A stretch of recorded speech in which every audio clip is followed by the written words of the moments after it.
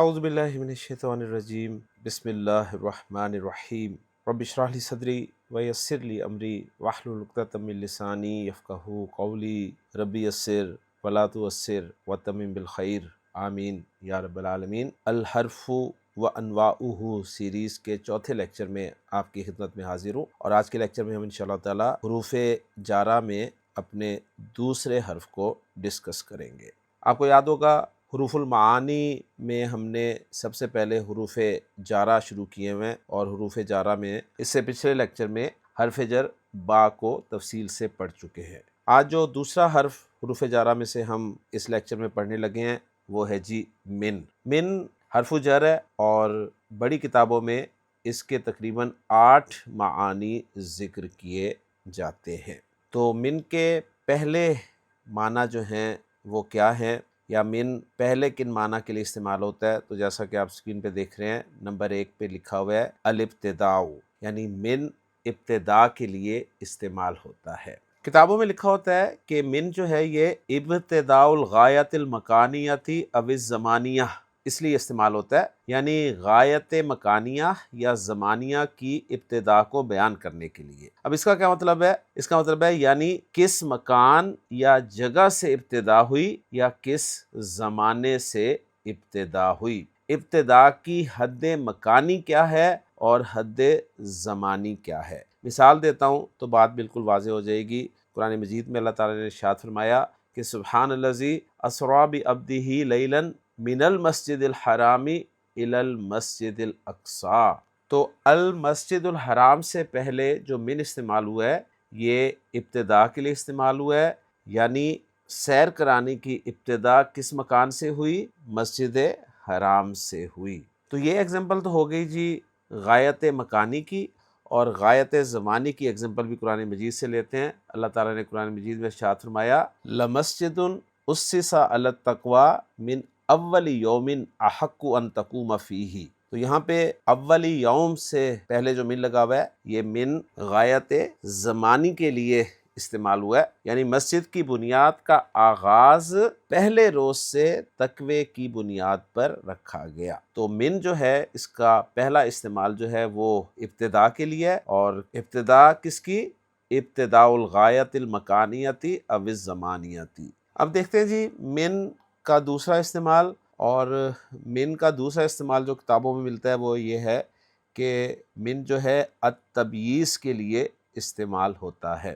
اس من کو من تبعیضیہ بھی کہتے ہیں، اور آسان لفظوں میں بیان کروں تو وہ من جو بعض کے معنی میں استعمال ہوتا ہے، یعنی اس کے بعد سے مراد اس کے سارے افراد نہیں بلکہ بعض ہیں۔ جیسے قرآن مجید میں اللہ تعالیٰ نے ارشاد فرمایا کہ منہم من کلم اللہ، ان میں سے بعض ایسے ہیں جن سے اللہ نے کلام کیا، یعنی بعضہم، منہم سے مراد ہے بعضہم۔ تو من کا دوسرا استعمال جو ہے وہ تبعیض کے لیے ہے۔ اب دیکھتے ہیں جی من کا تیسرا استعمال، اور من کا تیسرا استعمال جو ہے وہ بیان کے لیے ہے۔ تو من استعمال ہوتا ہے جی البیان۔ اس من کو من بیانیہ کہتے ہیں، اور یہ من وضاحت کرتا ہے اپنے ما قبل کی اپنے ما بعد کے ذریعے، یعنی من سے ما قبل بھی کچھ ہوتا ہے اور من کے ما بعد بھی کچھ ہوتا ہے، تو یہ وضاحت کرتا ہے اپنے ما قبل کی اپنے ما بعد کے ذریعے۔ جیسے قرآن مجید میں اللہ تعالیٰ نے ارشاد فرمایا کہ فَاجْتَنِبُوا الرِّجْسَ مِنَ الْأَوْثَانِ۔ تو دیکھیں من سے پہلے ہے الرجس، اور الرجس کی وضاحت کی گئی ہے الاوثان کے ذریعے۔ تو یہ من جو ہے یہ بیانیہ کہلاتا ہے۔ قرآن مجید میں ایک اور مقام پہ اللہ تعالیٰ نے ارشاد فرمایا کہ یحلون فیہا من اساور من ذہب، کہ جنتیوں کو جنت میں سونے کے کنگن پہنائے جائیں گے۔ تو من سے پہلے اساورہ ہے اور من کے بعد ذہبن ہے، تو یہ جو من ہے یہ کنگنوں کی وضاحت کر رہا ہے کہ وہ سونے کے ہوں گے، یعنی کنگن کی جنس بیان کی گئی ہے یہاں پر، اس لیے اس من کو یہ بھی کہتے ہیں کہ یہ جنس کے بیان کے لیے آتا ہے۔ اب یہاں ایک پوائنٹ واضح کر دیتا ہوں کہ من کو جب جنس کے بیان کرنے کے لیے استعمال کیا جائے تو اس کی پہچان کا طریقہ یہ ہے کہ اس کے ما بعد سے اس کے ما قبل کی خبر دینا صحیح ہو۔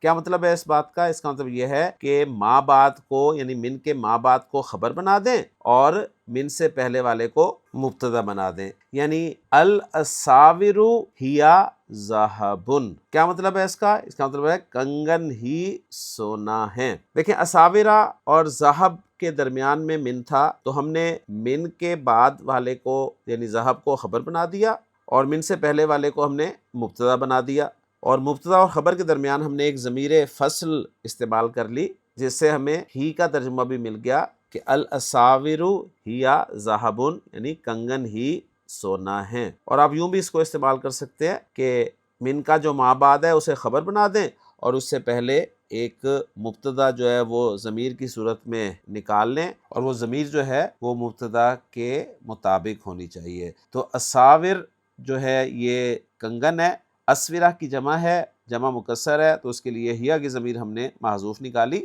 تو جملہ ہمارے پاس آ گیا جی ہیا ذہبن، یعنی ترجمہ ہوگا کہ وہ سونا ہیں۔ اسی طرح جو پہلی ایگزامپل میں نے آپ کے سامنے رکھی ہے کہ فَاجْتَنِبُوا الرِّجْسَ مِنَ الْأَوْثَانِ، الاوثان کو ہم خبر مان لیتے ہیں اور اس سے پہلے ایک ضمیر مبتدا والی محذوف نکالتے ہیں جو کہ الرجس کے لیے ہے اور وہ ہوگی ہوا، تو کہیں گے جی ہوا الاوثانی۔ اب ایک اور پوائنٹ چھوٹا سا نوٹ کر لیں کہ قرآن مجید پڑھتے ہوئے ما موصولہ کے بعد عبارت میں اگر من آ جائے تو 99% وہ من بیانیہ ہوتا ہے۔ تو من کے 3 معنی ہم نے دیکھ لیے جی، اب دیکھتے ہیں کہ من چوتھے کس معنی کے لیے استعمال ہوتا ہے۔ تو جیسا کہ آپ اسکرین پہ دیکھ رہے ہیں التاکید، تو من تاکید کے لیے استعمال ہوتا ہے، اور جب تاکید کے لیے استعمال ہوتا ہے تو من جو ہے یہ زائدہ ہوتا ہے، اور زائدہ کے بارے میں آپ کو بتا چکا ہوں کہ حروف جارہ جو ہیں جب زائد ہوتے ہیں تو ترکیب کرتے ہوئے ان کو ترکیب میں استعمال نہیں کیا جاتا بلکہ وہ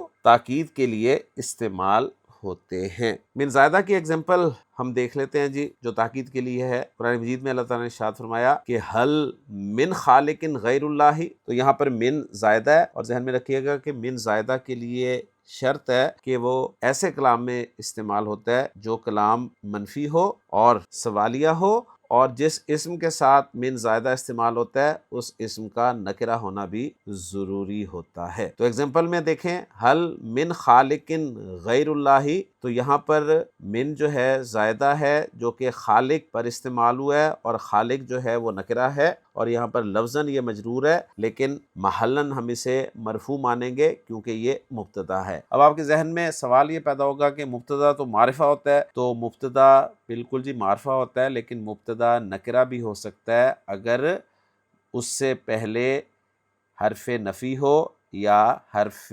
استفہام ہو۔ تو یہاں پر حرف استفہام آ رہا ہے اس لیے مبتدا آپ نکرہ بھی استعمال کر سکتے ہیں۔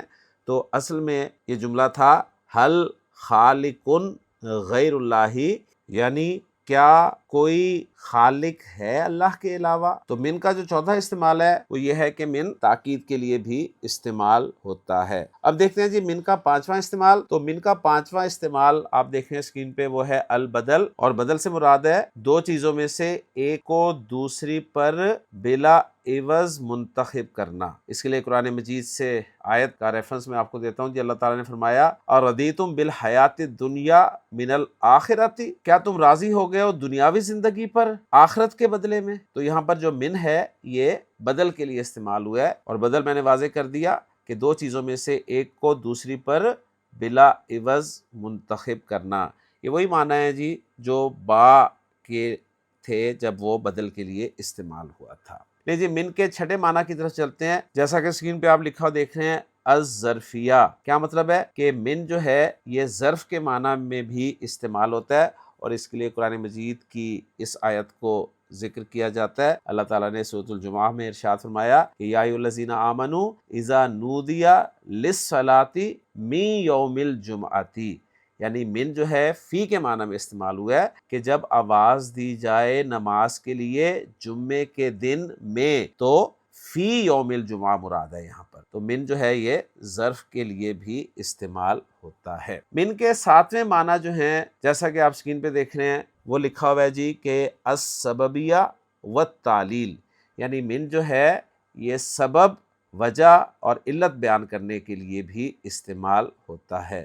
اور اس کے لیے قرآن مجید کی جو آیت ریفرنس کے لیے دی جاتی ہے وہ یہ ہے کہ مما خطیاتہم اغرقوا فادخلوا نارا۔ اب یہ جو من شروع میں لگا ہوا ہے یہ من وجہ بتانے کے لیے استعمال ہوا ہے کہ ان کے گناہوں کی وجہ سے انہیں غرق کر دیا گیا اور پھر ان سے کہا گیا کہ تم آگ میں داخل ہو جاؤ۔ تو یہاں پر مما میں جو من ہے یہ سبب یا وجہ بتانے کے لیے استعمال ہوا ہے۔ اب یہاں پر دلچسپ بات اور ہے کہ اس من کے بعد جو ماں ہے یہ ماں زائدہ ہے، لیکن ابھی اس وقت ہم ماں کے بارے میں کچھ نہیں پڑھ رہے، تو من کے بارے میں پڑھ رہے ہیں۔ تو من کے 7 استعمال ہم نے دیکھ لیے، اب من کا 8واں اور آخری استعمال ہم دیکھ رہے ہیں جی۔ من جیسا کہ آپ اسکرین پہ دیکھ رہے ہیں ان کے معنی میں بھی استعمال ہوتا ہے، اور اس کے لیے قرآن مجید سے جس آیت کا ریفرنس علماء دیتے ہیں وہ یہ ہے سورہ زمر کی کہ فویل للقاسیۃ قلوبہم من ذکر اللہ۔ تو یہاں پر من جو ہے وہ ان کے معنی میں استعمال ہوا ہے، یعنی ان ذکر اللہ، جیسے قرآن مجید میں دوسری جگہ بھی آیا نا کہ یا ایھا الذین آمنوا لا تلہکم اموالکم ولا اولادکم ان ذکر اللہ۔ تو یہاں جو من ذکر اللہ ہے اس میں من ان کے معنی میں استعمال ہوا ہے۔ مطلب کیا ہے اس کا کہ فویل للقاسیۃ قلوبہم من ذکر اللہ، بس ویل ہے، ہلاکت ہے، افسوس ہے، تباہی ہے کن کے لیے؟ ان کے لیے جن کے دل اللہ کی یاد سے سخت ہو رہے ہیں۔ تو من ذکر اللہ سے مراد یہاں پہ ان ذکر اللہ ہی ہے۔ تو الحمدللہ جی آج کے لیکچر میں ہم نے حرف جر من کے بارے میں تفصیل سے پڑھ لیا۔ من جو ہے اس کے بڑی کتابوں میں 8 معنی ذکر کیے جاتے ہیں، تو میں نے کوشش کی ہے کہ آپ کو 8 کے 8 معانی جو ہیں وہ قرآن مجید کی آیات کے ریفرنس کے ساتھ ذکر کر دوں۔ انشاءاللہ تعالی اگلے لیکچر میں اگلے حرف جر کے ساتھ آپ سے ملاقات ہوگی۔ اجازت دیجیے۔ سبحانک اللہم و بحمدک، اشہد ان لا الہ الا انت، استغفرک و اتوب الیک۔